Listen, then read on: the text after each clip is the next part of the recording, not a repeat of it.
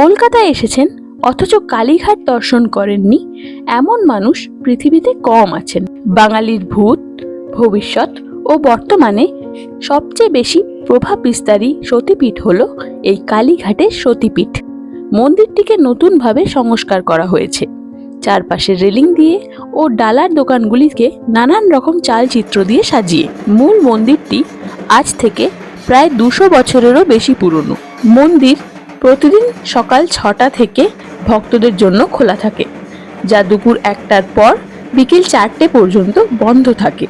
বিকেল 4টে থেকে রাত্রি 9টা পর্যন্ত মন্দির খোলা থাকে। সন্ধে 6:30 নাগাদ এখানে সন্ধ্যারতি হয়।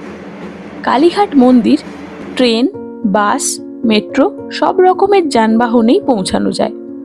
কলকাতার নানান প্রান্তর থেকে অজস্র বাস ও মিনি বাস রয়েছে এই মন্দিরে পৌঁছানোর জন্য।